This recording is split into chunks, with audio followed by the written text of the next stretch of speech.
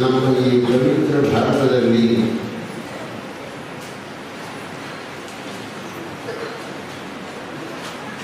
ಅನೇಕ ಮಹಾಪುರುಷರು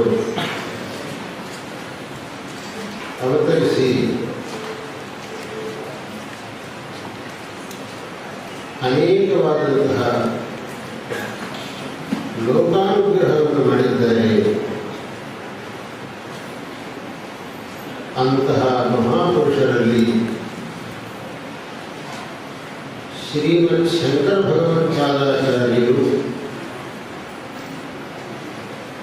ಸರ್ವೋತ್ಕೃಷ್ಟರು.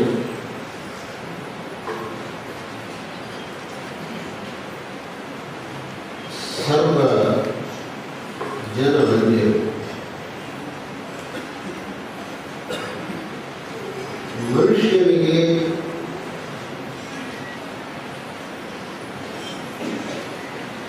ತಾನು ಯಾವಾಗಲೂ ಸುಖವಾಗಿರಬೇಕು ಎಂಬಂತಹ ಆಸೆ ಸಹಜವಾಗಿಯೇ ಇರುತ್ತದೆ. ಆ ಆಸೆಯು ಈಡೇರಬೇಕಾದರೆ ಧರ್ಮದ ಆಚರಣೆ ಎಂಬುದೇ ಏಕಮಾತ್ರವಾದ ಮಾರ್ಗವಾಗಿರುತ್ತದೆ. ನಾವು ಧರ್ಮದ ಆಚರಣೆಯಿಂದಲೇ ಇಹದಲ್ಲೂ ಪರದಲ್ಲೂ ಸುಖವನ್ನು ಪಡೆಯಬಹುದು.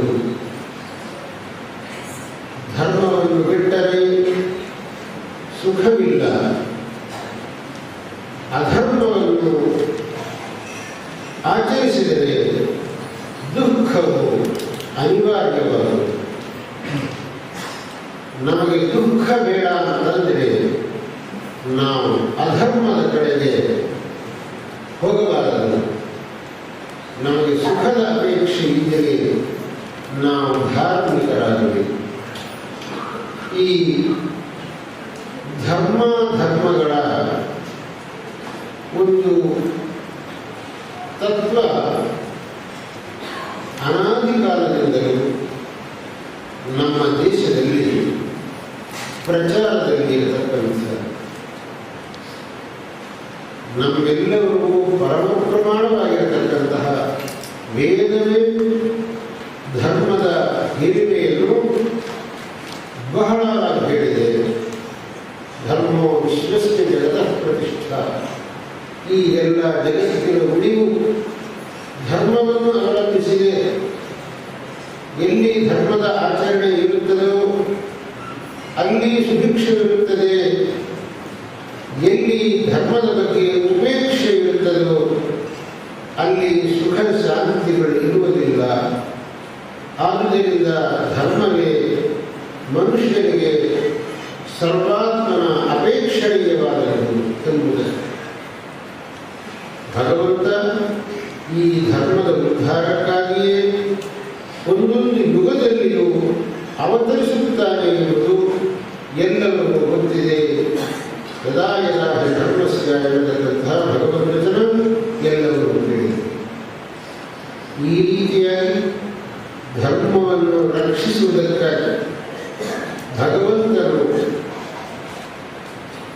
ಸ್ವೀಕರಿಸಿದ ಅವತಾರವೇ ಶ್ರೀಮದ್ ಆದಿಶಂಕರ ಭಗವತ್ಪಾದ ಅವತಾರ.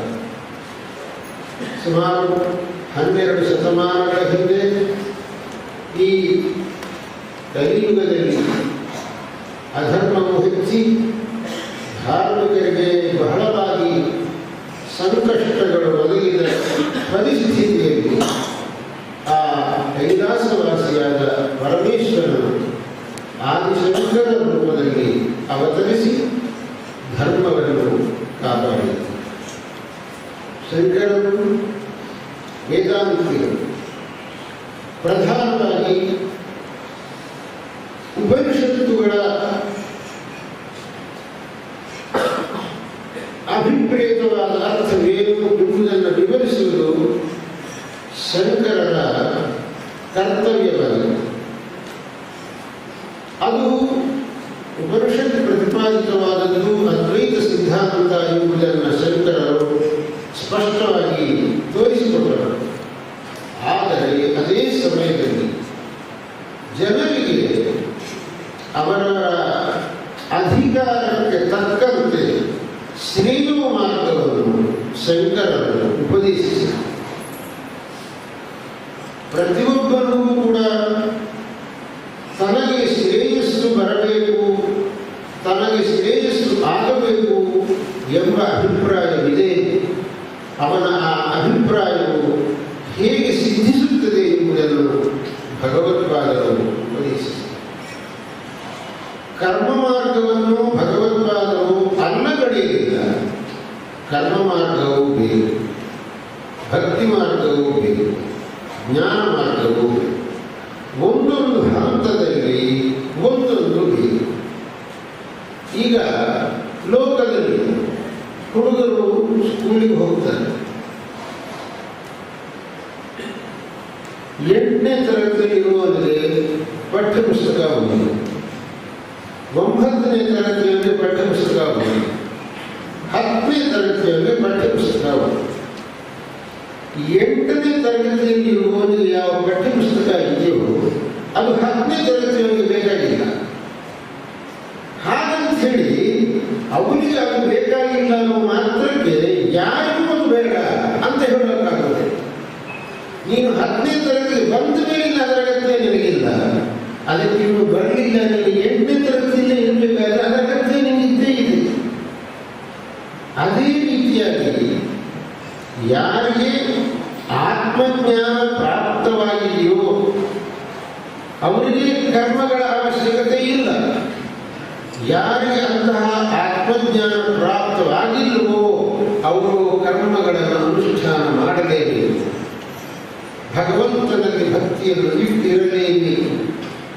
ಎಲ್ಲಿಯವರೆಗೆ ನಾವು ವ್ಯವಹಾರದ ಸೇರಿದ್ದೇವೆ ಅಲ್ಲಿಯವರೆಗೆ ಕರ್ಮ, ಭಕ್ತಿ, ಉಪಾಸನೆ ಈ ಮೂರು ನಮಗೆ ಬೇಕೇ ಬೇಕು. ಅನೇಕರಿಗೆ ಶಂಕರರ ವಿಷಯದಲ್ಲಿ ಅದೊಂದು ಭ್ರಾಂತಿ. ಶಂಕರರು ಎಲ್ಲ ಸುಳ್ಳು ಅಂತ ಹೇಳ್ಬಿಟ್ಟಿದ್ದಾರೆ. ಏನ್ರೆ ಇದೆಲ್ಲ ಸುಳ್ಳು ಅಂದರೆ ನೀವು ಸುಳ್ಳ, ನಾನು ಸುಳ್ಳ, ಏನ್ರೆ ಇದು? ಅನಾವಶ್ಯಕವಾಗಿ ಶಂಕರರ ಬಗ್ಗೆ ಒಂದು ಅಪೋಹ ಜನರಲ್ಲಿ. ಶಂಕರರು ಹೇಳಿದ್ದು ಹಾಗಲ್ಲ. ಈಗ ನೀವು ಕನಸು ಸ್ವಪ್ನವನ್ನು ಮಾಡ್ತಾ ಇದ್ದೀರಿ. ಕನಸನ್ನು ಪ್ರತಿಯೊಬ್ಬರಿಗೂ ಬರ್ತದೆ. ಕನಸಿನಲ್ಲಿ ನೀವು ರಾಮೇಶ್ವರಕ್ಕೆ ಹೋದಾಗೆ, ಕಾಶಿಗೆ ಹೋದಾಗೆ, ಕಾಶಿಯಲ್ಲಿ ಗಂಗಾ ಸ್ನಾನ ಮಾಡಿದಾಗೆ, ವಿಶ್ವೇಶ್ವರ ದರ್ಶನ ಮಾಡಿದಾಗೆ ನಿಮಗೆ ಸ್ವಪ್ನ ಬರುತ್ತೆ. ಆ ಸ್ವಪ್ನ ಕಾಲದಲ್ಲಿ ಅದೆಲ್ಲ ಸುಳ್ಳು ಅಂತ ನಿಮ್ಗೆ ಅನಿಸುತ್ತಾ? ಅನಿಸೋದಿಲ್ಲ. ಅದೆಲ್ಲ ಸುಳ್ಳು ಅಂತ ಅನಿಸೋದು ಯಾವಾಗ? ಎಚ್ಚರ ಆದಮೇಲೆ. ಸ್ವಪ್ನ ಕಾಲದಲ್ಲಿ ಎಲ್ಲವೂ ಸರಿಯಾಗಿ ಕಾಶಿಗೆ ಹೋದ ಹಾಗೆ, ವಿಶ್ವೇಶ್ವರ ದರ್ಶನ ಮಾಡಿದ ಹಾಗೆ ಸ್ವಪ್ನದಲ್ಲಿ ನಡೆದಂತಹದ್ದು ಎಚ್ಚರವಾದ ಮೇಲೆ ಸುಳ್ಳು ಅಂತ ಕಾಣುತ್ತೆ. ಸ್ವಪ್ನ ಕಾಲದಲ್ಲಿ ಅದೆಲ್ಲ ಸುಳ್ಳು ಅಂತ ಹೇಗೆ ಅನಿಸುವುದಿಲ್ಲ. ಹಾಗೆ ಬ್ರಹ್ಮ ಸಾಕ್ಷಾತ್ಕಾರ ಬಂದವನಿಗೆ ಈ ಪ್ರಪಂಚ ಮಿಥ್ಯೆಯಾಗಿ ಕಾಣುತ್ತೆ ಹೊರತು ಅದಕ್ಕೆ ಏನು ಮಿಥ್ಯ ಅಂತ ನಾನು ಹೇಳುವುದೇ ಇಲ್ಲ. ನಿಮಗಿನ್ನೂ ಬ್ರಹ್ಮ ಸಾಕ್ಷಾತ್ಕಾರ ಬಂದಿಲ್ಲ. ಆದ್ದರಿಂದ ಇದೆಲ್ಲವೂ ಸರಿ ಅಂತ ತಿಳ್ಕೊಂಡೇ ವ್ಯವಹಾರ ಮಾಡಬೇಕು. ವಿಧಿ ನಿಷೇಧ ಎಲ್ಲ ಉಂಟು. ಯಾವುದು ನಿಷೇಧ ಮಾಡಿದೆಯೋ ಅದನ್ನು ಬಿಡಬೇಕು, ಯಾವುದನ್ನು ವಿಧಿ ಹೇಳಿದೆಯೋ ಅದನ್ನು ಮಾತ್ರ ಆಚರಣೆ ಮಾಡಬೇಕು.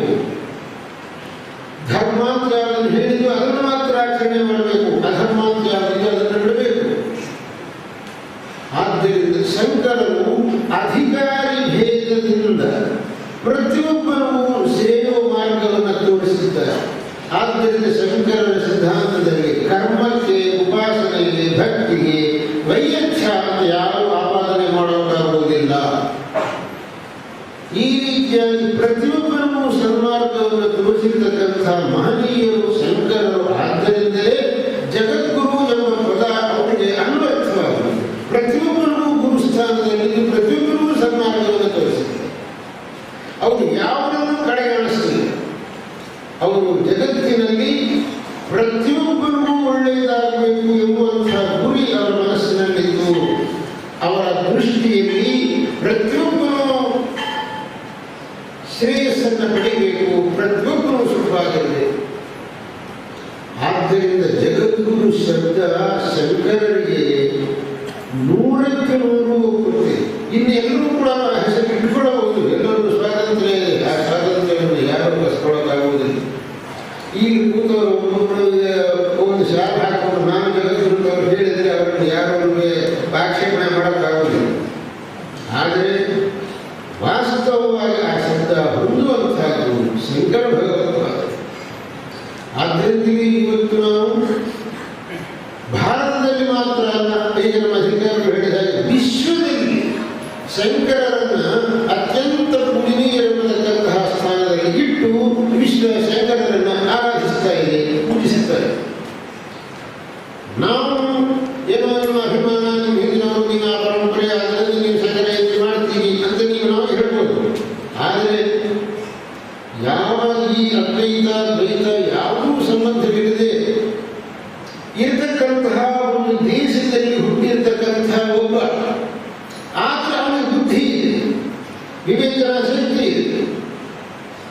ಅವನ ಬುದ್ಧಿಯಿಂದ, ಅವನ ವಿವೇಚನಾ ಶಕ್ತಿಯಿಂದ ಭಾರತೀಯ ದಾರ್ಶನಿಕರ ತತ್ವಗಳನ್ನು ಅವನು ಇಟ್ಟುಕೊಂಡು ನೋಡಿದ್ದಾಗ ಅವನ ಮನಸ್ಸಿಗೆ ಶಂಕರರು ಹೇಳಿರತಕ್ಕಂತಹ ಅದ್ವೈತ ಸಿದ್ಧಾಂತದಲ್ಲಿಯೇ ಎಲ್ಲ ಪ್ರಶ್ನೆಗಳಿಗೂ ಸಮಂಜಸವಾದ ಉತ್ತರವಿದೆ. ಬೇರೆ ಯಾವುದರಲ್ಲೂ ಎಲ್ಲ ಪ್ರಶ್ನೆಗಳಿಗೂ ಸಮಂಜಸವಾದ ಉತ್ತರ ಸಿಕ್ಕುವುದಿಲ್ಲ ಅಂತ ಅವನು ತೀರ್ಮಾನ ಮಾಡಿಕೊಳ್ತಾರೆ. ಒಬ್ಬ ವೈದೇಶಿಕ ಯಾವುದರಲ್ಲೂ ಆಗ್ರಹ ಅಥವಾ ಪಕ್ಷಪಾತ ಇಲ್ಲದೇ ಇರುವ ಈ ಒಂದು ತೀರ್ಮಾನಕ್ಕೆ ಬರ್ತಾ ಇದ್ದಾನೆ ಅಂತಂದರೆ ಇದಕ್ಕಿಂತಲೂ ಶಂಕರರ ಸಿದ್ಧಾಂತವನ್ನು ಪರಿಪೂರ್ಣವಾದದ್ದು ಎಂಬುದಕ್ಕೆ ಮತ್ತೊಂದು ಪುರಾವೆ ಇನ್ನೇನು ಬೇಕು? ಎಂಥೆಂಥ ಮಹಾತ್ಮರುಗಳು ಶಂಕರರ ಬಗ್ಗೆ ತಮ್ಮ ಅಪಾರವಾದಂತಹ ಗೌರವವನ್ನು ಸೂಚಿಸಿ ಶಂಕರರನ್ನು ಪರಮ ಆರಾಧ್ಯರು ಎಂಬುದಾಗಿ ಭಾವಿಸಿ ಶಂಕರರ ಸಿದ್ಧಾಂತವನ್ನು ಅತ್ಯಂತವಾದ ಗೌರವದಿಂದ ತಮ್ಮ ಆಚರಣೆಯಲ್ಲಿ ತಂದಿದ್ದರು. ಆದ್ದರಿಂದ ಶಂಕರರಿಗೆ ನಾನು ಉಪನ್ಯಾಸದ ಆರಂಭದಲ್ಲಿ ಹೇಳಿದರು, ಈ ಭಾರತದಲ್ಲಿ ಅವತರಿಸಿರ್ತಕ್ಕಂತಹ ಮಹಾತ್ಮರ ಪೈಕಿ ಆದಿಶಂಕರರಿಗೆ ಇರತಕ್ಕಂತಹ ಒಂದು ಸ್ಥಾನ ಸರ್ವೋನ್ನತವಾದಂತಹ ಸ್ಥಾನ. ಅಂತಹ ಮಹನೀಯರಾದ ಆದಿಶಂಕರರನ್ನ ನಾವೆಲ್ಲರೂ ನಮ್ಮ ಆದ್ಯ ಗುರುಗಳು ಅಂತ ಹೇಳಿಕೊಳ್ಳೋದಕ್ಕೆ ಎಷ್ಟೋ ಜನ್ಮಗಳ ಪುಣ್ಯವನ್ನು ನಾವು ಮಾಡಿದ್ದೇವೆ. ಆದ್ದರಿಂದ ಅವರು ನಮ್ಮ ಗುರುಗಳು, ನಮ್ಮ ಆದ್ಯ ಗುರುಗಳು ಅಂತ ಹೇಳುವಂತಹ ಭಾಗ್ಯ ನಮ್ಮೆಲ್ಲರಿಗೂ ದೊರೆತಿದೆ. ಶಂಕರರು ಈ ಸನಾತನ ಧರ್ಮದ ಪ್ರಚಾರ ಕಾರ್ಯದಲ್ಲಿ ಮೊಟ್ಟ ಮೊದಲನೆಯದಾಗಿ ಹೇಳಿರ್ತಕ್ಕಂಥದ್ದು ವೇದೋ ನಿತ್ಯಮಧೀಯತ. ಅದನ್ನು ಬಿಟ್ಟು ಇನ್ನು ಏನು ಮಾಡಿದ್ರು ಉಪಯೋಗವಿಲ್ಲ. ವೇದಾಧ್ಯಯನ ಮಾಡಲಿಕ್ಕೆ ನಿನಗೆ ಅಧಿಕಾರ ಇದೆ ಅಂತಂದ ಮೇಲೆ ನೀನು ವೇದಾಧ್ಯಯನವನ್ನು ಮಾಡಲೇಬೇಕು. ಅದನ್ನು ಮಾಡದೆ ಇನ್ನು ಏನು ಮಾಡಿದ್ರು ಅದಕ್ಕೆ ಯಾವುದಕ್ಕೂ ಕೂಡ ಪ್ರಯೋಜನ ಅಂತ ಇಲ್ಲ.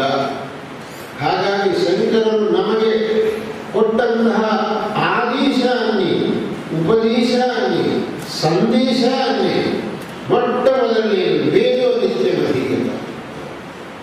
ಆ ಒಂದು ಶಂಕರರ ಮಾತನ್ನು ನಾವು ಪಾಲಿಸಬೇಕು ಎಂಬ ಏಕಮಾತ್ರವಾದ ದೃಷ್ಟಿಯಿಂದ ಈ ಕಾರ್ಯಕ್ರಮವನ್ನು ಜಗದ್ಗುರು ಮಹಾಸಂಸ್ಥಾನ ಮಾಡ್ತಾ ಇದೆ. ಇದರ ವಿವರ ನಮ್ಮ ಅಧಿಕಾರಿಗಳು ಹೇಳಿದರು. ಶಂಕರರ ಆದೇಶವನ್ನೇ ನಾವು ಪಾಲಿಸದೆ ನಾನೆಲ್ಲ ಸತ್ಯ ಅನುಯಾಯಿಗಳು, ಶಂಕರರ ಶಿಷ್ಯರುಗಳು ಅಂತ ನೀವು ಯಾರನ್ನು ಗುರುಗಳು ಅಂತ ಇಟ್ಕೊಂಡಿದ್ದೀರೋ ಅವರ ಮಾತು ಮಾತ್ರ ನೀವು ಒಂದೂ ತಗೊಳ್ಳೋದಿಲ್ಲ, ಆದರೆ ನಿಮ್ಮ ಗುರುಗಳು ಅಂತ ಹೇಳ್ತೀನಿ ಅಂತಂದ್ರೆ ಅದಕ್ಕೆ ಅರ್ಥವೇ ಇಲ್ಲ. ಅವರನ್ನು ನಿಮ್ಮ ಗುರುಗಳು ಅಂತಂದ ಮೇಲೆ ಅವರ ಆಜ್ಞೆಯನ್ನು ನೀವು ಪಾಲಿಸಬೇಕು. ಇಲ್ಲದಿದ್ದ ಪಕ್ಷದಲ್ಲಿ ನೀವು ಅವರ ಶಿಷ್ಯರುಗಳು ಆಗೋದಕ್ಕೆ ಯೋಗ್ಯರಲ್ಲ. ಈ ದೃಷ್ಟಿಯಲ್ಲಿ ಶಂಕರರ ಈ ಆದೇಶವನ್ನು ಪಾಲಿಸತಕ್ಕದ್ದು ನಮ್ಮ ಪ್ರಥಮ ಕರ್ತವ್ಯ. ಇದನ್ನು ಬಿಟ್ಟು ಯಾವುದನ್ನು ಮಾಡಿದರೂ ಕೂಡ ಅದು ಸರಿಯಲ್ಲ ಎಂಬ ದೃಷ್ಟಿಯಿಂದ ಶೃಂಗೇರಿ ಶಾರದಾ ಪೀಠ ಈ ವೇದ ರಕ್ಷಣಾ ಕಾರ್ಯಕ್ರಮವನ್ನು ತನ್ನ ಉದ್ದೇಶಗಳಲ್ಲಿ ಅತ್ಯಂತ ಪ್ರಮುಖವಾಗಿ ಇಟ್ಟುಕೊಂಡು ಈ ಕಾರ್ಯವನ್ನು ನಡೆಸುತ್ತಾರೆ. ನಾವು ಈಗ ದೇಶದಲ್ಲಿ ಉಳಿದಿರತಕ್ಕಂತಹ ವೇದ ಶಾಖೆಗಳು ಅತ್ಯಂತ ಸಂಖ್ಯೆಯಲ್ಲಿ ಉಳಿದಿದೆ. ವೇದ ಶಾಖೆಗಳು ಎಷ್ಟೋ ಶಾಖೆಗಳು ಇದ್ದು ಒಂದು ಕಾಲದಲ್ಲಿ ಸಾಮವೇದಕ್ಕೆ 1000 ಶಾಖೆಗಳು ಇದ್ದು ನಾವು ಕೇವಲ 2-3 ಶಾಖೆಗಳನ್ನು ಮಾತ್ರ ನೋಡ್ತೀವಿ. 101 ಶಾಖೆಗಳು ವೇದಕ್ಕೆ ಈಗ ಕೇವಲ 1-2 ಶಾಖೆಗಳನ್ನು ನೋಡ್ತಾ ಇದ್ದೀವಿ. 21 ಶಾಖೆಗಳು ಋಗ್ವೇದಕ್ಕೆ 1-2 ನೋಡ್ತಿದ್ವಿ. ಹೀಗಿರಬೇಕಾದ್ರೆ ಈಗ ನಾವು ನೋಡತಕ್ಕಂತಹ ಈ 1-5 ಶಾಖೆಗಳನ್ನಾದರೂ ನಾವು ಕಾಪಾಡದೇ ಇದ್ದರೆ ನಾವು ಅತ್ಯಂತವಾದ ಒಂದು ಕರ್ತವ್ಯ ಭ್ರಷ್ಟರಾಗ್ತೀವಿ. ಆ ದೃಷ್ಟಿಯಿಂದ ಈ ಶಾಖೆಗಳನ್ನು ಏನೇ ಆದರೂ ನಾವು ಕಾಪಾಡಲೇಬೇಕು. ಇದನ್ನು ಕಾಪಾಡುವುದಕ್ಕೆ ಎಷ್ಟು ಖರ್ಚಾದರೂ ಅದನ್ನು ನಾವು ಗಮನಿಸತಕ್ಕದ್ದಲ್ಲ. ಅದೇ ಆ ಭಗವತ್ಪಾದ ಶಂಕರನೇ ನಮಗೆ ಆಗಿರತಕ್ಕ ಮಾರ್ಗವನ್ನು ತೋರಿಸ್ತಾರೆ. ಆ ಮಾತಿಗೆ ಶಂಕರ ವಿಜಯ ಕೇಳಿದ್ದೀವಿ. ಶ್ರುತಿರಾತ್ಮಶರಣ್ಯಾನ ವ್ಯಸನನ್ನು ಹುಚ್ಚಿನತ್ತಿ. ಆ ವೇದಮಾತೆ ತನ್ನನ್ನು ನಂಬಿದವರನ್ನು ಸದಾ ಕಾಪಾಡುತ್ತದೆ. ಅದನ್ನು ಸಂದೇಹವಿಲ್ಲ. ಕುಮಾರ ಭಟ್ಟರಿಗೆ ಆ ಬೌದ್ಧರಿಗೆ ವಾದ ನಡೆದವಾಗ ಬೌದ್ಧರು ವೇದ ಅಪ್ರಮಾಣ ಅಂತ ಹೇಳುವುದು, ಕುಮಾರರ ವೇದ ಪ್ರಮಾಣ ಅಂತ ಹೇಳುವುದು. ಆವಾಗ ರಾಜನಿಗೆ ಹೇಗೆ ತೀರ್ಮಾನ ಮಾಡುವುದು ಸಾಧ್ಯವಾಗಿಲ್ಲ. ಆಗ ಹೇಳಿ ನೋಡ್ರಿ, ದೊಡ್ಡ ಬೆಟ್ಟ, ಆ ಬೆಟ್ಟದಿಂದ ಕೆಳಗೆ ಧೂಪು ಯಾವ ಉಳಿತೀರೋ ನಿಮ್ದು ಪ್ರಮಾಣ ಅಂತ ನಾವು ಒಪ್ಕೊಳ್ತೀನಿ. ತಕ್ಷಣ ಕುಮಾರ ಸೊಂಟಕ್ಕೆ ಬೆಟ್ಟ ಸುತ್ತಲೂ ಬೆಟ್ಟ ಹಾಕ್ತಿದ್ರು. ನಮ್ಮ ವೇದನನ್ನು ಕಾಪಾಡುತ್ತೆ. ಅವರನ್ನು ನೆನೆಸ್ಕೊಂಡ್ರೆ ಬಂದಿರುವಾಗಲ್ಲ ತಡ್ಕೊಳ್ಳೋಕ್ಕಾಗೋದಿಲ್ಲ. ಒಂದು ಅವರ ಇಂಥ ವೇದ ನಿಷ್ಠೆ ಇರ್ತದೆ. ವೇದನನ್ನು ಕಾಪಾಡುತ್ತೆ. ಬೆಟ್ಟ ಮೇಲೆ ದುಡ್ಬೇಕಂತೀರ, ನಾ ದುಡ್ತಿದ್ರೆ ನಮ್ಮ ವೇದ ಇದ್ದೀರಿ ನನ್ನನ್ನು ಕಾಪಾಡೋದಕ್ಕೆ ಅಂದರೂ ಏಕದಮ್ ಬೆಟ್ಟ ಹತ್ತಿರ ಸೊಂಟಕ್ಕೆ ಬೆಟ್ಟ ಸುತ್ತಕೊಂಡು ಧಮ್ಮಿದ್ರು. ಯದ್ವೇದ ಪ್ರಮಾಣ ಭೂಯ ನಮೇಕ್ಷತಿ ಅಂತ ಹೇಳಿದ್ರು. ಧಮ್ಮಿದ್ರು.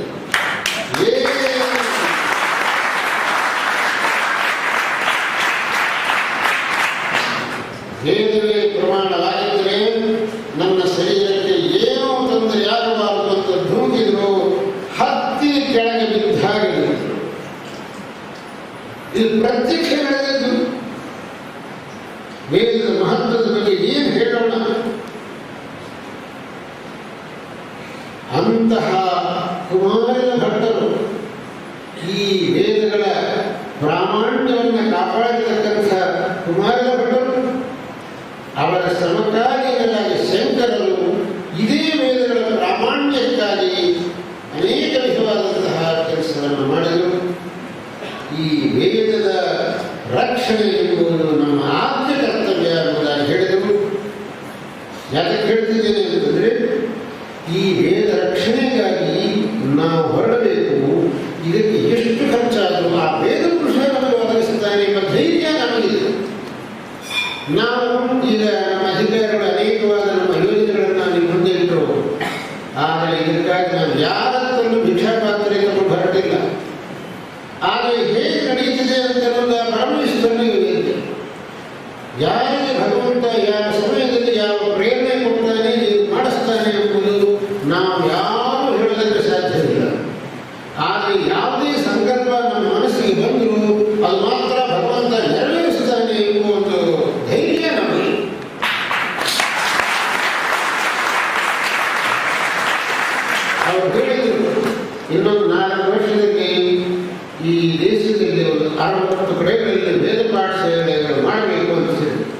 ನಾನು ಹೇಳಿದ್ದು ಹೌದು, ಅದು ಆಗಬೇಕು. ಆ ಭಗವಂತನ ಭಗವತ್ಪಾದ ಕೃಪೆಯಿಂದ ಆಗಲಿ ಎನ್ನುವ ನಂಬಿಕೆಯೂ ನನಗೆ. ಆ ಅಲ್ಲಿ ವೇದ ಪಾಠ ನಡೆಯುತ್ತಿರುವಾಗ ಆಗಿನ ಸನ್ನಿವೇಶವನ್ನು ಯೋಚಿಸಿದ್ರೇನೆಯೇ ಮನಸ್ಸಿಗೆ ಅಮಿತವಾದ ಆನಂದವಾಗ್ತಾ ಇದೆ. ಇನ್ನು ಪ್ರತ್ಯಕ್ಷ ಆದಾಗ ಹೇಗಿರುತ್ತೆ ಅಂತ ಹೇಳಲಿಕ್ಕೆ ಈ ರೀತಿಯಾಗಿ ಭಗವತ್ಪಾದ ಶಂಕರರ ಮೊಟ್ಟ ಮೊದಲನೆಯ ಉಪದೇಶವಾದ ವೇದೋ ನಿತ್ಯವಧೀಯತಾಂ ಎಂಬುವಂತಹ ಉಪದೇಶವನ್ನು ಆಚರಣೆಗೆ ತರುವುದಕ್ಕಾಗಿ ನಾವು ಮಾಡತಕ್ಕಂತಹ ಈ ವೇದ ಸಭೆಗಳು ಭಗವತ್ಪಾದರ ಕೃಪೆಯಿಂದ ನಿರ್ವಿಘ್ನವಾಗಿ ನಡೆಯುತ್ತಾ ಇವೆ ಎಂಬುದೇ ನಮಗೊಂದು ದೊಡ್ಡ ಸಂತೋಷದ ವಿಷಯಗಳು. ಆ ಭಗವತ್ಪಾದರು ನಮಗೆ ಅನೇಕ ವಿಧವಾದಂತಹ ಅನುಗ್ರಹವನ್ನು ಮಾಡಬಲ್ಲರು. ಅವರ ಬಗ್ಗೆ ನಾವು ಶ್ರದ್ಧೆಯನ್ನು ಇಟ್ಟುಕೊಂಡೆವು. ಶ್ರದ್ಧೆ ಮನುಷ್ಯರಿಗೆ ಮುಖ್ಯ. ಭಗವಂತನಲ್ಲಿ ಶ್ರದ್ಧೆ ವಿಶ್ವಾಸ ಯಾರಿಗೆ ಇರುತ್ತದೋ ಅವನ್ನ ಭಗವಂತ ಎಂದಿಗೂ ಕೈ ಬಿಡುವುದಿಲ್ಲ. ಆದರೆ ನಾವು ಆ ಶ್ರದ್ಧೆಯೇ ಇಲ್ಲದೆ, ವಿಶ್ವಾಸವೇ ಇಲ್ಲದೆ ಬರೀ ತೋರುಗಾಣಿಕೆಗಾಗಿ ನಾವು ದೇವರ ಪೂಜೆ ಮಾಡ್ತೀವಿ ಅಂತಂದರೆ ಅದು ಭಗವಂತನಿಗೆ ಸಂತೋಷ ತರುವುದಿಲ್ಲ, ಆ ಭಗವಂತನಿಗೆ ಇಷ್ಟವಾಗುವುದಿಲ್ಲ. ಭಗವಂತ ಹೇಳಿದರೆ ಪತ್ರಂ ಪುಷ್ಪಂ ಫಲಂತೋ ಯೋಗೇ ಭಕ್ತ್ಯಾ ಪ್ರಯತ್ಸತಿ ತದಹಂ ಭಕ್ತಿ ಮಹತಂ ಸ್ನಾಮಿ ಪ್ರಯತಾತ್ಮನಃ. ಆದ್ದರಿಂದ ಆ ಭಕ್ತಿ ಶ್ರದ್ಧೆಗಳು ಮುಖ್ಯ, ಆ ವಿಶ್ವಾಸ ಮುಖ್ಯ. ಆವಾಗಲೇ ನಾವು ಮಾಡತಕ್ಕಂತಹ ಕೆಲಸ ಭಗವಂತನಿಗೆ ಪ್ರೀತಿಕರವಾಗುತ್ತೆ.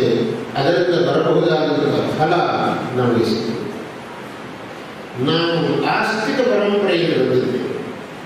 ನಮ್ಮ ಪರಂಪರೆ ಮೊದಲಿನಿಂದಲೂ ವೇದದಲ್ಲೂ ಶಾಸ್ತ್ರಗಳಲ್ಲೂ ಒಂದು ವಿಶ್ವಾಸವನ್ನು ಇಟ್ಟುಕೊಂಡು ಬಂದ ಪರಂಪರೆ.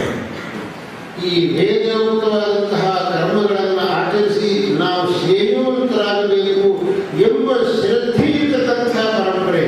ಈ ಪರಂಪರೆಗೆ ಅನುಗುಣವಾಗಿ ನಾವು ವರ್ತಿಸಬೇಕು.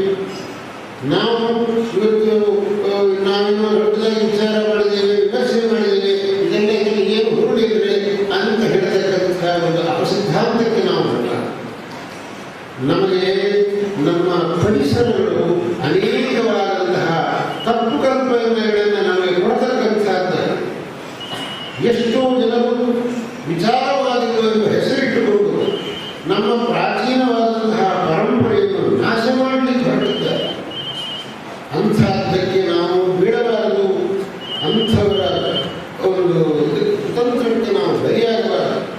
ನಮ್ಮ ಪರಂಪರೆಯನ್ನು ಉಳಿಸತಕ್ಕಂಥ ಜವಾಬ್ದಾರಿ ನಮಗಿದೆ ಎಂಬಂತಹ ಕರ್ತವ್ಯ ಪ್ರಜ್ಞೆ ನಮಗಿರಬೇಕು. ಈ ಕರ್ತವ್ಯ ಪ್ರಜ್ಞೆಯಿಂದ ಪ್ರತಿಯೊಬ್ಬರೂ ಕೂಡ ಭಗವತ್ಪಾದರ ಈ ಒಂದು ಆಜ್ಞೆಯನ್ನು ಪರಿಪಾಲಿಸಬೇಕು. ಆವಾಗ ನಾವು ಕೃತಾರ್ಥರಾಗಬಹುದು, ಧನ್ಯರಾಗಬಹುದು. ನಮ್ಮ ಶೃಂಗೇರಿ ಜಗದ್ಗುರು ಸಂಸ್ಥಾನದಲ್ಲಿ ಈ ಶಂಕರ ಜಯಂತಿಯ ಆಚರಣೆ ಶತಮಾನದ ಹಿಂದೆಯೇ ಪ್ರಾರಂಭವಾಗಿದೆ. ಯಾವ ವಿಧವಾದಂತಹ ವಿಚ್ಛಿತ್ತಿ ಇಲ್ಲದೆ ಆಚರಣೆಗೆ ಬಂದಿದೆ. ಪ್ರತಿ ವರ್ಷ ವೈಶಾಖ ಶುಕ್ಲ ಪಾಡ್ಯದಿಂದ ಪಂಚಮಿವರೆಗೆ ಈ ಶಂಕರ ಜಯಂತಿಯನ್ನು ಆಚರಿಸಬೇಕು. ಭಗವತ್ಪಾದ ಶಂಕರರನ್ನು ಆರಾಧಿಸಬೇಕು. ಅವರ ಸನ್ನಿಧಿಯಲ್ಲಿ ವೇದ ಪಾಠ ನಡೆಯಬೇಕು. ಭಗವತ್ಪಾದರ ತತ್ವದ ಬಗ್ಗೆ ಉಪನ್ಯಾಸ ಮಾಹಿತಿ ನಡೆಯಬೇಕು. ಜನರಿಗೆ ಭಗವತ್ಪಾದರ ತತ್ವದ ಬಗ್ಗೆ ಅರಿವು ಮೂಡಬೇಕು, ಅರಿವನ್ನು ಮೂಡಿಸಬೇಕು ಎಂಬುವಂತಹ ಒಂದು ಕ್ರಮವನ್ನು ನಮ್ಮ ಹಿಂದಿನ ಗುರುಗಳು ಮಾಡಿಟ್ಟಿದ್ದರು. ಆ ಕ್ರಮವನ್ನೇ ನಾವು